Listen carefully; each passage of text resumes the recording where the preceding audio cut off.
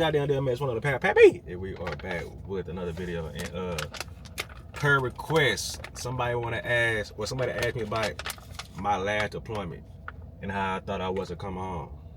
You know what I'm saying? So you finna get into it. Kuwait. I was in Kuwait. And before I even get into that, I gotta talk about the roommates I had. Bro, I ain't gonna say his name, but just know I called him Booty Face. That man had the face of a booty. Like big dude, sloppy built, booty face. This dude was a big dude, but had the softest voice ever. Smallest voice ever. And then it's like, the reason why I couldn't stand him, bro, because bro is just nasty. He was nasty, inconsiderate. Dude would just fart. Mind you, our room ain't that big, bro. And so dude would just fart and he'll say, "Excuse me." That's that small ass voice, "Excuse me." And then when people would call him, like I said, I ain't gonna say his name, but we'd be like, "Booty Face." He'd be like, "What?" I couldn't stand dude, bro. Couldn't stand dude. But there was, like I said, I thought I wasn't gonna make it home because, you know, if you watch all the military movies and you watch the news about some military people be passing away and all that, it's always the narrative, he was on his last deployment. He was almost home from the service, whoop de whoop. And I was just like, bro, I just hope that ain't me. And at times, I thought that was gonna be me. Because that last deployment, bro, we had went to a spot in Afghanistan nobody has ever been to. So we was the first Raven team there.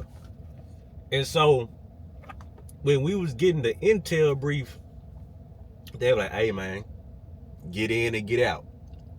We don't know what's out there, but we do know it's a threat."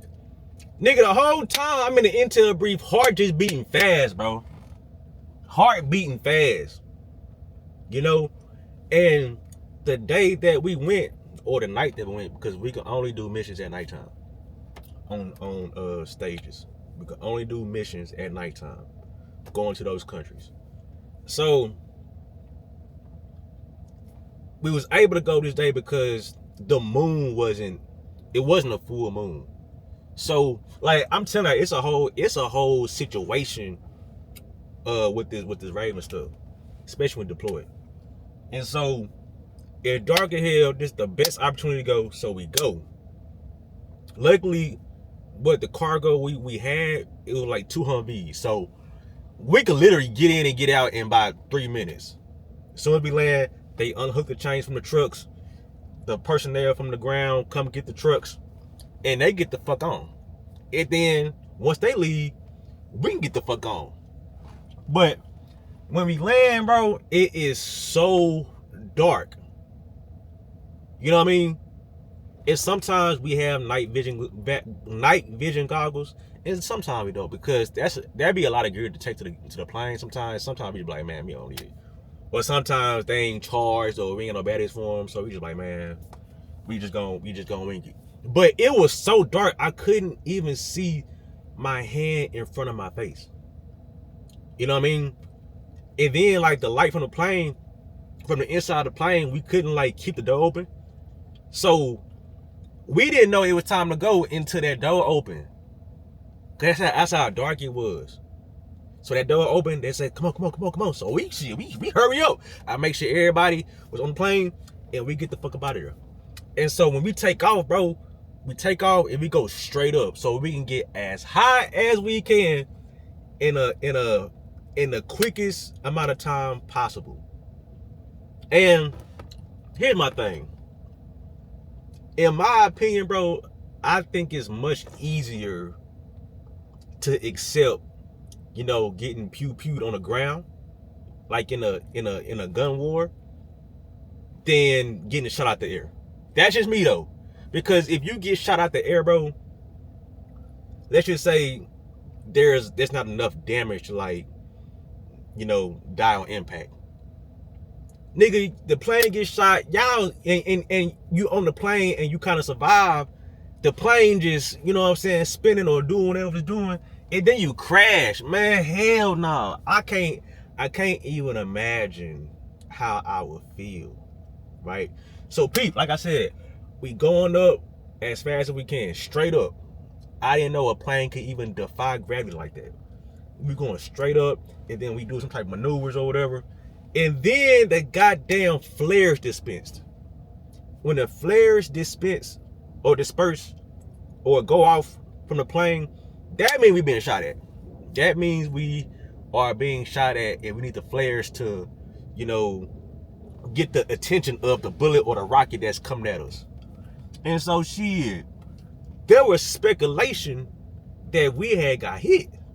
You know what I'm saying? I don't know what the pilot saw or what was going on in the cockpit, but they had felt like we got hit. So we had to do a quick landing in Bagram to see if the plane was okay. And they say we got hit, but couldn't nobody find it. Well, I couldn't find it, but I ain't no expert. But they say we got hit. You know what I'm saying? And so when that was happening, bro, I was just praying like, bro, I just gotta get back to the crib. I just want to get back to the crib. You know what I'm saying? I just want to make it through this deployment and get back to the crib. Like, I cannot go out like this. You know what I'm saying? So even though I be saying like Raven is the best thing going, the best thing to happen, you're gonna go through some scary stuff. You're gonna have some scary flights.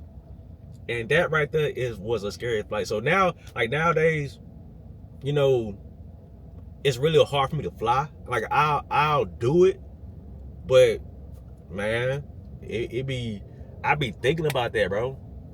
I be thinking about that because nigga, that was a scary situation. Mind you, just imagine being on a plane and that vertigo in your body, like you can't see what's happening. It's literally out of your control. It's literally out of your control. And it was like once we touch down back in Kuwait, bro, I damn near want to kiss the ground, bro. I damn near want to kiss the ground. Now, like, man, yeah, I'm done with this. I done did this for 4 years. It was cool. It was fun while it lasted, but I'm ready to go home. And it's my last year in the military. In last year in the military too. I said, man, I'm done. I can't do this no more.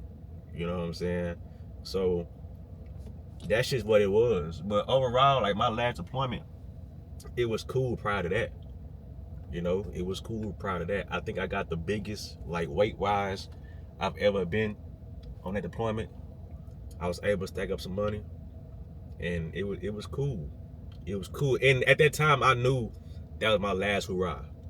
Even before the incident, that was my last hoorah because they was trying to get me to go back to the gate and be regular security forces, and I was not going for that. I finessed the hell out of them to not do that. So yeah, that was that, bro. But my last deployment was cool. I was with some cool people as well. But that booty face dude, man, he had me hot the whole time. I couldn't wait to go home, bro. Funky booty ass dude. But yeah, that's really what it was. That's all it was about my last deployment. It was hot per usual. All it is to drink is water and juice and stuff. Because unlike IUD, you can drink an IUD, right? But you can't drink in Kuwait. Kuwait is considered a dry country, so ain't no alcohol. So if you really want to go cold turkey with the alcohol, bro, man, get tasked to deploy to Kuwait. You ain't got no choice but to go cold turkey with the alcohol. Now, if you just gotta like taste a beer or something, they do got O'Doul's. That's like a 0% alcohol beer. Alcohol is beer. Some people be needing that just to trick their mind into thinking that they drinking alcohol, but you just drinking alcohol is beer.